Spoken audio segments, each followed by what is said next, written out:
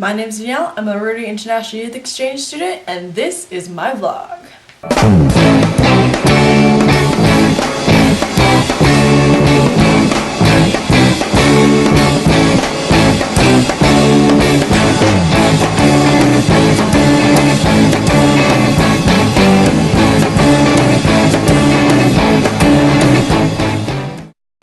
Alright you guys, so as you know, this past Thursday was Halloween. My least favorite holiday. For some reason I just really don't like Halloween. I really don't like being scared. I really don't like scary things. So, it's not my favorite.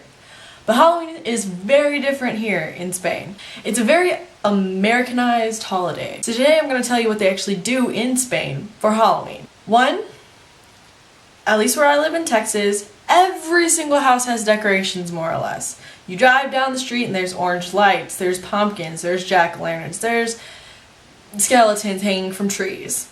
But here, nothing. Nothing. There are no decorations on the houses whatsoever. So that's a very American thing. Jack-o'-lanterns, another thing, doesn't exist. Me and the other exchange student were talking about, could we carve a jack-o'-lantern with our families, share that with them? But then we thought, where would we get a pumpkin?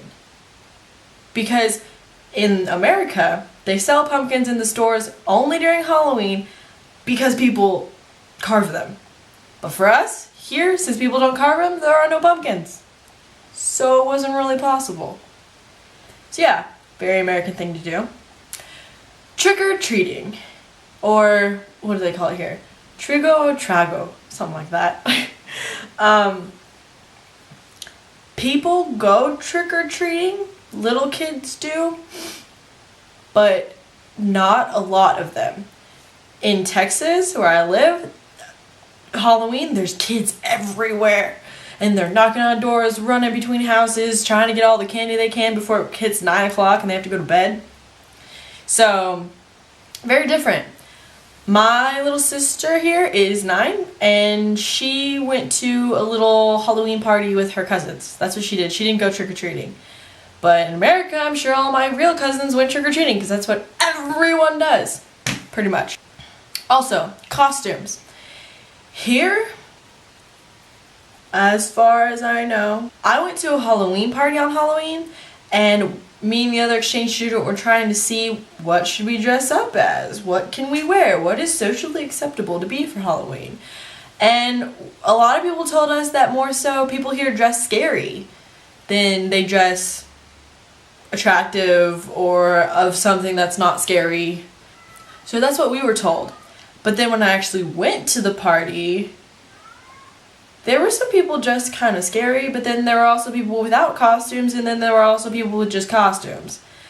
I went as a policewoman, so I don't do the whole scary costume thing, but that's just me. But Kate, the other exchange student, went as like a dead zombie person, so we were kind of rocking the both scary, non-scary, which was all good. So it's more of a just a, oh hey, we're gonna have a party because it's Halloween, cool. But it was still really fun and I liked it. We were supposed to watch a scary movie too, and we didn't even end up doing that. So really Halloween here is just kind of like, oh, yay! Let's just throw another reason to throw a party, pretty much, is what Halloween is.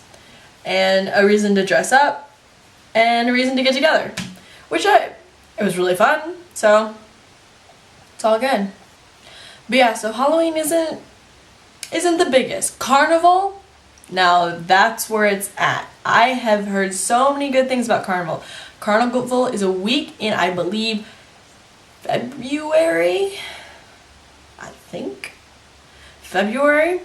when that's when people dress up in costumes. That's when people put on the makeup and the big hair and the wigs and the drag queens and I'm pretty pumped for that. That's gonna be a fun time. So, we'll be waiting for that video because that's gonna be a fun one. But that's all for now. As far as my life goes, really, I had a Halloween party. I went and stayed in a hotel house with my friends this past Friday night. Halloween was Thursday. Okay, party Thursday. Friday night with my friends in a hotel house thing. Saturday, birthday party, and Sunday I went to a exposition of a flamenco dance academy, which was actually really cool. I really did like it.